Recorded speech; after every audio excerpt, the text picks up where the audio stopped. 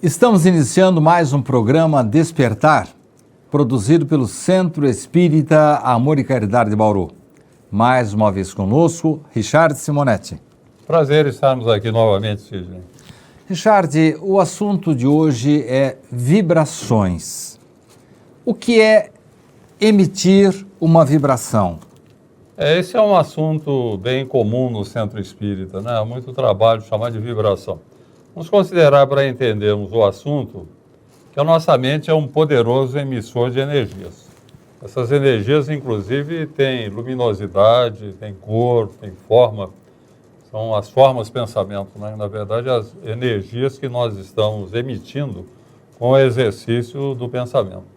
De tal forma, a título assim de exemplo, para nós entendermos, se eu imaginar aqui sobre esse balcão um vaso de flores, um vaso de rosas, por exemplo, e concentrar no meu pensamento, e você me ajudar também, vamos mentalizar um vaso de rosas aqui em cima do balcão. De repente, um médium vidente vai ver um vaso de rosas aqui em cima do balcão. O que aconteceu? Com o nosso pensamento, nós fizemos uma imagem ideoplástica, né? Então, nós forjamos uma imagem com o nosso pensamento. E esse vaso vai ficar aí por algum tempo, quando perder a sustentação do nosso pensamento, ele desaparece. Então, esse exemplo nos dá uma ideia do que é vibração. Na verdade, nós vibramos durante 24 horas por dia. Nós emitimos pensamentos que têm energia própria de conformidade com a natureza dos nossos sentimentos. Então, no Centro Espírita, nós fazemos muito trabalho de vibrações, que é pegar um grupo de pessoas dentro de uma reunião, olha, vamos vibrar para o fulano de tal. Era conhecido, esse trabalho era conhecido como irradiação, mas é a mesma coisa, né? Hoje fala-se mais em vibração. Então, vamos pensar em alguém, vamos vibrar em benefício de alguém. Beleza, isso é um trabalho, eu diria, eu costumo dizer que é quase que um passe magnético, dado à distância, né? Porque você está vibrando em benefício da pessoa. E é uma vibração poderosa, ao invés de algumas pessoas, várias pessoas estão ali concentrando o pensamento, vibrando em benefício da pessoa, muito bom. Richard, você falou em Centro Espírita, mas dentro do templo católico, do templo evangélico e de outras crenças, as pessoas têm consciência desta força do pensamento e eles podem vibrar também? O ser humano pode vibrar, né, independente da sua religião. Aliás, toda vez em que nós oramos por alguém, você está vibrando em benefício da pessoa, né? Eu sempre digo que a oração tem duas vertentes. Uma vertente horizontal, você vai atingir a pessoa com a sua vibração, você deseja o seu bem, que Deus a ajude, que ela supere seu problema, que ela sare do seu mal. Você está emitindo uma poderosa vibração em cima da pessoa, poderá ajudá-la. E no sentido vertical, vai lá para as alturas, lá vai ser respondida a sua oração por um espírito benfeitor, por alguém que se interesse, com quem você tem a ligação, que vai tentar fazer alguma coisa em benefício daquela pessoa por quem você está orando. Então, a oração é sempre uma vibração, né? Em duplo sentido, para o alto e em benefício à pessoa que vai receber a vibração. Em termos práticos, Richard, o nosso pensamento varia muito. Existe alguma técnica, alguma sugestão sua do que deve ser pensado no momento dessa vibração? Não, tem que mentalizar a pessoa. Eu sempre digo, olha, imagine-se diante da pessoa, como se estivesse aplicando-lhe um passe magnético, estendendo as mãos. Olha, que Deus lhe abençoe, que você possa sarar, que você possa resolver o seu problema. Quer dizer, você está concentrando a sua mente no bom sentido, está se imaginando perto da pessoa, beneficiá-la. É um fluxo mental que você está jogando em cima da pessoa. E veja bem, isso qualquer pessoa pode fazer. Qualquer religião. Independente da sua religião, até sem ter religião. Você está pensando em alguém, está vibrando por alguém, está desejando o bem de alguém. O pensamento, nós temos que lembrar sempre isso. O pensamento é a energia que você emite durante 24 horas. Até dormindo a gente emite. Só que a natureza da vibração que nós vamos fazer, ela depende dos nossos sentimentos. Você tem sentimento elevado, deseja o bem da pessoa, você está vibrando bem. Se você amaldiçoa a pessoa, você está emitindo uma vibração negativa que poderá atingi-la, que poderá lhe fazer mal. Até. Quer dizer, então, que uma vibração pode ser negativa também? Sem dúvida. As nossas vibrações, dependem sempre da natureza dos nossos sentimentos. O que vai determinar o teor da minha vibração é o meu sentimento. Se eu estou pensando em alguém com amor, eu estou vibrando bem pela pessoa. Se eu estou vibrando, pensando em alguém com ódio, com raiva da pessoa, eu estou vibrando negativamente. Richard, vamos supor que eu esteja vibrando em favor de um desafeto. Eu, embora ele tenha feito coisas que não me agradaram, ele se considera meu inimigo, mas eu não o considero, eu oro por ele. E ele, simultaneamente, está fazendo vibrações negativas em cima de mim. E daí, como é que fica a coisa? Não, o simples fato de você desejar o seu bem, estar vibrando bem por ele, já neutraliza a vibração que ele tenha contra você. O bem é sempre mais forte. Não podemos esquecer, inclusive, que essa questão de assimilar vibrações depende muito também da nossa sintonia. Você vai vibrar contra uma pessoa santificada no seu comportamento, uma vibração de ódio, rancor, amaldiçoa, não vai atingir a pessoa. Ela neutraliza com a sua própria maneira de ser. O inferior não atinge o superior. Ela fica blindada? A prática do bem, aliás, eu sempre gosto de lembrar a questão 469 de O Livro dos Espíritos, quando Kardec pergunta como podemos neutralizar a influência dos maus espíritos, o mentor fala, confiando em Deus e praticando o bem. Não? Porque tudo, Sidney, obedece a padrão vibratório, sabe? Cada um de nós tem o seu padrão vibratório, que é determinado pela natureza dos seus sentimentos. Então, se você tem um padrão vibratório nessa altura aí, vibrando bem, evangelicamente, pensando bem, praticando bem, e vem alguém que quer vibrar contra você, o padrão vibratório da pessoa está aqui embaixo, não vai atingir. É neutralizado. Nós assimilamos influências de conformidade com a nossa sintonia. Isso vale também para a questão de vibração. No próximo bloco, eu vou perguntar ao Richard Simonetti o que acontece quando eu vibro para uma pessoa que não pode receber o meu pedido de ajuda. Eu peço uma ajuda, mas ela não está em condições de me ajudar. Não sai daí. Nós voltamos já já.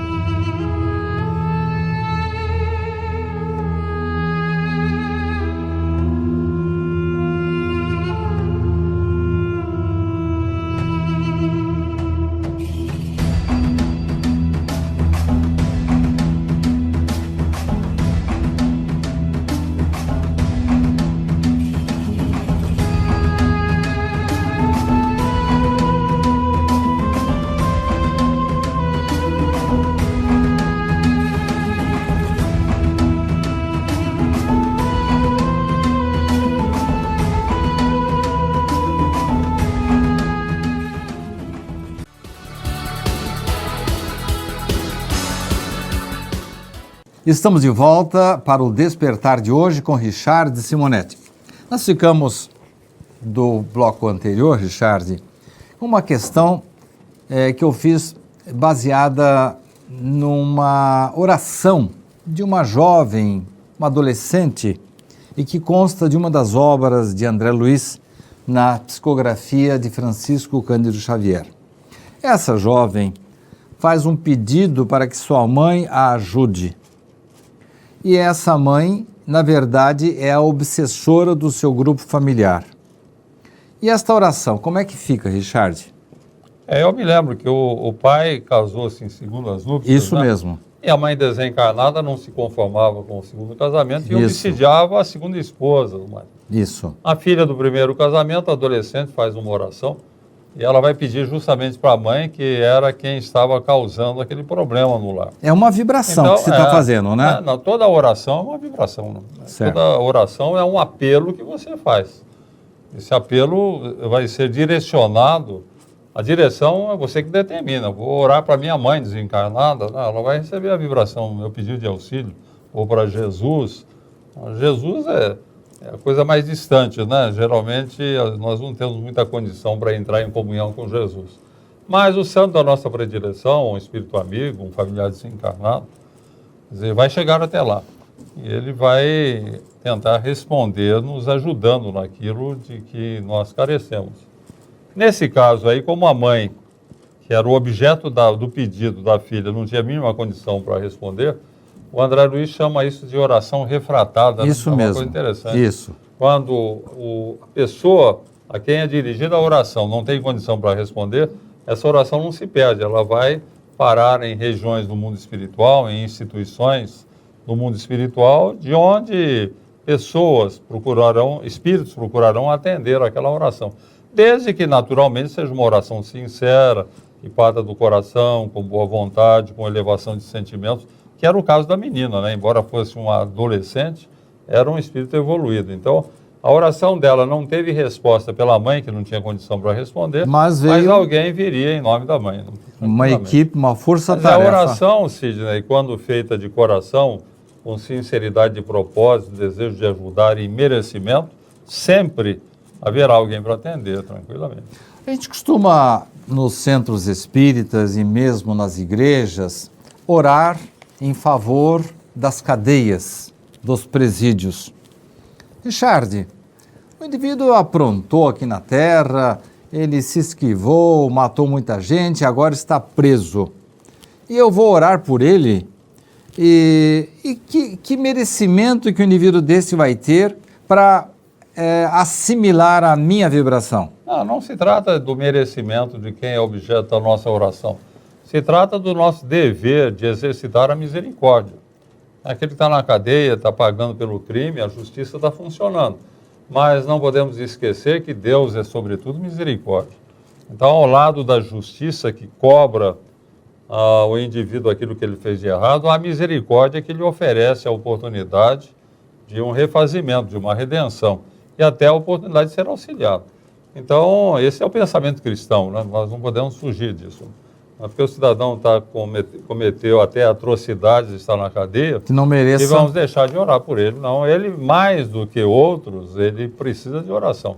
Porque um dos recursos para a sua reabilitação é ele ter um apoio espiritual, né? Jesus dizia que os sãos não precisam de médico, quem precisa são os doentes. Ele situa o criminoso como um doente, né, que precisa de ajuda. E de forma nenhuma nós podemos descartar a necessidade de orar até por aqueles que estão presos. Se a população toda se conscientizasse disso e orasse, você não tenha dúvida de que a situação nos presídios melhoraria muito e nós teríamos um número menor de reincidentes, aqueles que saem da cadeia, voltam a delinquir, voltam para a cadeia. Nós podemos orar, Richard, para que os médicos sejam bem inspirados nos seus diagnósticos e nas suas cirurgias? Aliás, há uma expressão de André Luiz que ele diz assim: se os médicos orassem. O André Luiz queria dizer que todo profissional de saúde ele tem um acompanhamento espiritual, porque a saúde humana é muito importante para o mundo espiritual. Deus quer que nós tenhamos saúde, até para que nós possamos desenvolver aquilo que viemos fazer na Terra, no propósito de nossa própria evolução. Então, a medicina é obra de Deus na Terra. Todo médico ele tem um acompanhamento de espíritos que procuram ajudá-lo. Agora, o problema de grande parte dos médiuns, talvez dos médicos, e não a maioria, é que, como diz André Luiz, eles não oram, não se ligam à espiritualidade. Então, quando eu oro, quando eu tenho um familiar que vai fazer uma consulta, eu posso orar, sim, pedindo que aquele médico seja bem inspirado, que ele possa chegar a um diagnóstico, quando é uma doença de difícil diagnóstico, que ele seja bem inspirado, que faça um tratamento adequado. Né? Embora devamos considerar que o fato dele assimilar esse produto da minha oração vai depender dele próprio ter receptividade. Né? Aí já é outro departamento. Suponhamos que o indivíduo esteja fortemente sitiado por um grupo, como diria Jesus, por uma legião de obsessores. A nossa oração incomoda esses obsessores? Não tem dúvida que vai incomodar, porque eles vão sentir que alguém está interferindo. Eu participo de reuniões mediúnicas, aliás, eu participo de 5 reuniões mediúnicas semanalmente. Um monitor das 5 reuniões. É muito comum, porque antes da parte prática da manifestação dos espíritos, nós fazemos as vibrações, né? Então tem lá o nome, endereço da pessoa, fazemos a vibração por ela, e é muito comum espíritos obsessores que estão obsidiando essas pessoas Interferirem? se manifestarem. Eles vêm bravos, nervosos, por que vocês estão interferindo? Vocês não podem fazer isso. Nós estamos... Geralmente é espírito vingador, né, que está se vingando de alguma coisa que a pessoa lhe fez numa vida anterior. Tive há pouco tempo, por incrível que pareça, conversei com um escravo africano, desencarnado, que ele estava se vingando de uma senhora de engenho. Judiou muito dele, né? Ele estava perseguindo essa senhora que estava reencarnada, situação difícil, já fruto também da influência desse espírito. Eu conversando com ele, falei, mas meu amigo, você não percebeu que a escravidão foi abolida no século XIX? E você, século XIX não, perdão, XVIII, né? Final do século XVIII, e você está mais de 120 anos atrás dessa vingança. É interessante, Sidney, que o espírito parece que perde, é como um alienado mental, ele perde a noção do tempo, né? E conversando com ele, porque ele achou ruim que nós vibramos em benefício da senhora. Então ele veio atraído pelas próprias vibrações do grupo e questionando como é que nós somos interferidos, né? Daí a gente conversa com o espírito, tentamos demovê-lo, né? E falei para ele, olha, você está aí se vingando porque judiaram de você, da sua família, você tem encontrado com a sua família? Não vejo, mas você não gostaria de encontrar? Mas eu não consigo. Não consegue porque você está nesse processo de vingança, né? Mude a sua disposição, disponha-se a deixar isso de lado, já passou tanto tempo, e você terá a oportunidade de encontrar a sua família. Quer dizer, conversando com o espírito, às vezes a gente consegue mudar as disposições dele, e o interessante é que, mudando as disposições do obsessor, interrompe o processo. E você percebe isso? A pessoa descreve isso? Às vezes a gente fica sabendo que a pessoa melhorou, superou o problema, né? Nós conseguimos. Mas tudo decorrente de um trabalho de vibrações que é feito antes da parte prática, em que a gente faz, lembra o nome da pessoa, endereço, ninguém nem conhece, né? É bom que não conheça, para que não haja nenhum envolvimento, às vezes, do médium, voltado para o animismo, né? Aquele desejo de ajudar. Às vezes o médium acaba se confundindo, então é bom que ele não saiba de nada. Nós só sabemos o nome, endereço e idade da pessoa, né? Para concentrar o pensamento do pessoal. É um trabalho maravilhoso, nós temos conseguido muitas coisas interessantes, né, com a vibração. Quer dizer, aí é a vibração de um grupo, né, Sidney? Mas individualmente você pode também orar. Uma pessoa que você saiba doente, ore por ela, peça aos bons espíritos, né? E essa pessoa possa ser atendida, superar o seu problema. A vibração de um grupo é mais eficiente do que de uma pessoa só? Não resta dúvida, né? Porque não é a vibração de uma, é a vibração de 10 pessoas, né? Imagine 10 pessoas vibrando em benefício de alguém, é uma vibração poderosa, é poderosa. A gente tem, como eu falo para você, nós vemos os resultados disso, né? As próprias reuniões mediúnicas, é um recurso muito bom. E é uma coisa que a pessoa em família pode fazer isso também, né? De repente reúne-se a família. É isso que eu queria que você falasse. Olha, vamos orar aí pelo nosso familiar que está doente.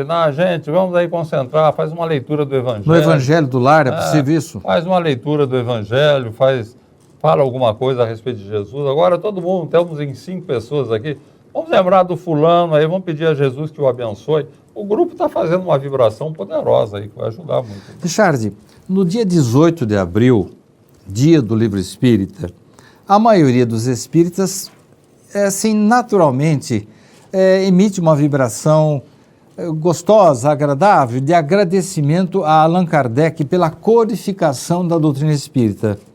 Ele recebe... Claro, onde quer que ele esteja, ele vai se sentir muito bem de receber a vibração de toda uma coletividade agradecida ao seu trabalho. São vibrações que fatalmente vão atingi-lo. Não sabemos se ele está reencarnado, se ele está na Terra, se está em outros mundos, mas onde ele estiver, a vibração das pessoas agradecidas pelo seu trabalho, aonde encontrá-lo, sem dúvida alguma. Nós estamos encerrando esse bloco, Richard, e eu me lembrei, enquanto você falava, de uma palestra sua, em que em determinado momento, um espírito obsessor se manifesta despedindo-se da sua vítima, e eu quero saber em que circunstância, como é que a vítima conseguiu, será que ele vibrou em favor desse espírito obsessor ou não? Não saia daí, voltamos já já.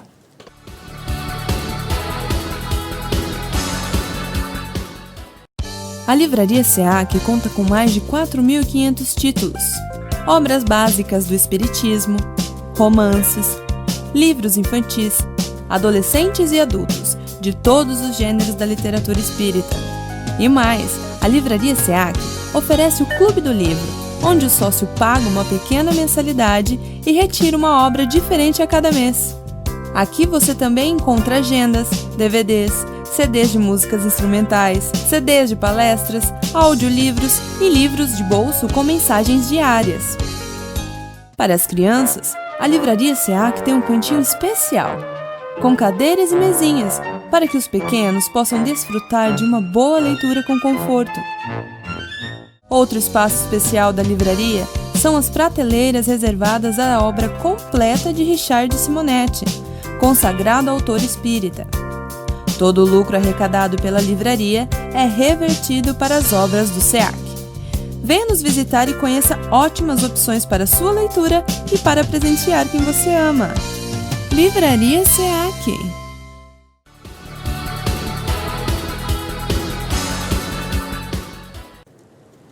Estamos iniciando o bloco final do nosso programa de hoje. Despertar, que está falando sobre vibrações, pensamentos, orações em favor de amigos, doentes, de inimigos. Richard, eu estava me lembrando de uma palestra sua em que você apresenta uma espécie de pedido de desculpas, de despedidas de um obsessor. Como é que ele está se despedindo da sua vítima? Que história é essa, Richard? Na verdade, essa história está mais bem detalhada no livro Depressão, uma história de superação. A história de um médico que ele tinha depressão. Aliás, esse livro é de autoria do Richard Simonetti. E esse médico, houve um problema com ele. Quando ele era estudante de medicina, ele se envolveu com uma jovem e depois ele terminou com a jovem acabou falecendo, sabe? Ela pretendia se matar, quase se matou, acabou falecendo num acidente de carro. E o pai dessa jovem passou a perseguir esse estudante de medicina, que depois se formou, né? E ele já, porque tinha drama de consciência, né? Porque ele já não se sentia bem pelo que tinha acontecido, ele tinha um complexo de culpa, e ao mesmo tempo passou a sofrer o assédio do pai. Então, foi um problema muito sério. Ao longo de um bom tempo, ele se casou, teve filhos, mas sempre às voltas com depressão, né? A depressão motivada pela perseguição e pelo seu complexo de culpa. Depois, no desdobramento da história, ele acaba se convertendo ao espiritismo, começa a trabalhar dentro do campo espírita, se envolve também com reunião mediúnica, muda totalmente a sua maneira de ser, embora ele continuasse ainda com sintomas de depressão. Até que um dia, depois de alguns anos nessa lida, né, sempre se envolvendo com o espiritismo, procurando praticar o bem, fazendo da medicina também um recurso para a prática do bem, né? O médico não tem ninguém com mais chance de praticar o bem do que o médico, né? Quando ele é bem sintonizado. E lá para o fim do livro é que o obsessor acaba se manifestando. Muitas coisas acontecem, não dá para a gente resumir aí em breves palavras. Mas o obsessor acaba se manifestando e dizendo que ele estava desistindo daquela obsessão, porque ele estava vendo que o que ele estava tentando fazer para se vingar não tinha razão de ser, tendo em vista a mudança de atitude do médico, o fato de ele ser hoje uma pessoa útil à sociedade. Inclusive a filha dele, no mundo espiritual, que também estava em estado de perturbação, ela quase foi uma suicida, ela também foi atendida graças ao médico também, pelo que ele estava fazendo. Espíritos agradecidos a ele foram socorrer a jovem, né? Enfim, a mudança de atitude do homem, do médico, gerou uma série de acontecimentos que culminaram com essa despedida do espírito, né, que se manifestou para se despedir dele, dizendo que ele não tinha mais por que persegui-lo, e pelo contrário, só tinha que enaltecê-lo pelo bem que ele estava fazendo. É aquela história, né, Sidney? Você quer eliminar um processo obsessivo, pratique o bem, né? É o que está na questão 469. Confiando em Deus. Prática do bem, confiança em Deus, são os grandes recursos para nós nos livrarmos de influências espirituais inferiores. Que, diga-se de passagem, os nossos irmãos evangélicos, católicos, diriam obra do demônio, né? O diabo perseguindo as pessoas. No espiritismo, nós não admitimos a ideia do diabo como ser voltado ao mal eterno. Porque o diabo é um irmão nosso que entrou para o caminho do desvio, mas também sujeito a leis inexoráveis que mais cedo ou mais tarde nos conduzirão todos à perfeição. Então, o diabo é um espírito sofredor, muitas vezes, que está tentando aí se vingar das pessoas, mas que merece também comiseração e ajuda. Tem recuperação? Todos eles, né? Ninguém está definitivamente perdido. Aliás, eu vejo nisso uma das belezas da doutrina espírita, né? Ninguém está irremediavelmente perdido. Porque a perdição seria um fracasso de Deus, né? Deus não conseguiu evitar que um filho seu fosse a perdição eterna e, pior, não consegue tirá-lo de lá, né? Isso é uma coisa que fica muito bem para um Deus antropomórfico, a imagem e semelhança do homem, com as limitações do ser humano, não para o Senhor Supremo do Universo, a inteligência cósmica do Universo, não, o Senhor absoluto. Não fica bem imaginar que ele não possa salvar um filho seu. Richard, eu faço parte de um grupo de voluntários que visita hospitais. Hoje de manhã, eu percorri várias camas, vários doentes, e eu notei, Richard, que na hora que eu fui aplicar os passes, de um doente para o outro, e às vezes do doente para o acompanhante, em mim, em outras pessoas deve ser diferente, mas em mim, essa parte da palma da mão aqui, ela parece que ela vibra mais, parece que ela tem uma vibração. Mas mudando de um doente para outro, ou de um doente para o acompanhante, há uma mudança repentina desta vibração dessa minha mão esquerda. É imaginação minha ou acontece isso mesmo? Você diz na aplicação do passe magnético. Isso mesmo. Aí duas coisas entram em jogo, né? Primeiro, o fato de nós nos sensibilizarmos mais com uma condição. Se você está um paciente, ele está bem no hospital, mas não está em situação precária. Aí você vê outro lá que está numa situação extremamente precária, né? Sofrido. Quer dizer, o fato de você se compadecer desse segundo já vai representar um recurso para você dar mais magnetismo para ele. Você vai ter uma dedicação maior, inconscientemente você vai oferecer-lhe uma carga maior de magnetismo. Daí você vai sentir alguma coisa. E o segundo fator é a questão da sintonia também, né? Quando o paciente está em oração, que você está aplicando o passe magnético nele, ele está em oração, fervoroso, confiante, receptivo, a gente dá mais magnetismo, a gente sente que sai mais, né? Então depende desses dois fatores, né? O fato de você se compadecer mais com um do que com o outro e a receptividade do próprio paciente. Richard, num despacho dos nossos irmãos umbandistas, numa encruzilhada, aqueles apetrechos todos ali estão impregnados de alguma vibração? Isso tudo é mais ou menos simbólico, né? Eles entendem que vão atender determinados espíritos que vão cumprir uma missão e que querem aquilo como uma espécie de pagamento pelo que eles vão fazer. Então, representa uma carga magnética de que podem estar impregnados aqueles objetos ali, mas a própria receptividade vai depender se não é um umbandista que faz isso, são pessoas que procuram fazer o mal a alguém. Isso daí você encontra no espiritismo, no catolicismo, no umbandismo, em todo lugar, né? Então, um despacho, às vezes, tem um objetivo de fazer mal a alguém, mas a assimilação daquilo vai depender da receptividade das pessoas, né? Aquele que acredita que aquilo vai fazer mal, ele próprio faz mal a si mesmo. Aquilo que acha que aquilo não tem valor nenhum, não significa nada, não vai assimilar aquela vibração negativa. Então, tudo depende de como nós encaramos as coisas que acontecem e de como nós reagimos a esses acontecimentos. Quem tem medo acaba assimilando. Quem não tem medo rechaça, não tem problema nenhum. Então vamos para a última pergunta do programa de hoje, Richard. Se uma pessoa está no hospital doente,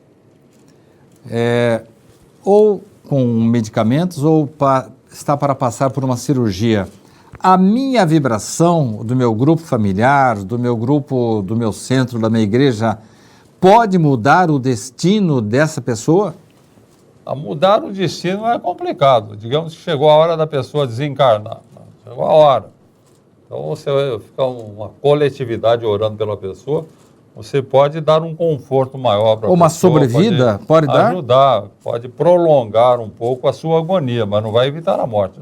Por isso que eu digo, quando a pessoa está no hospital, que está passando mal, eu digo paciente grave, né? Você vê que ele está entre a vida e a morte, como se costuma dizer. Então, seja neutro na oração, peça a Deus que o ajude. Não peça nem para ele morrer, porque está sofrendo muito, e nem para sarar, porque você precisa dele. Entregue a Deus, é a melhor oração. Querem que você vai ter uma disponibilidade vibratória que vai ajudar o paciente. Se ele tiver que desencarnar, vai ter um desencarne mais tranquilo. Se tiver que reagir, ele vai ter essa carga que vai ajudá-lo a reagir, né? E não vai morrer. Muito obrigado. A nossa vibração positiva para você, Richard. Sempre positivamente, né? E para você também, meu caro telespectador, muito obrigado pela sua audiência. Até a próxima semana.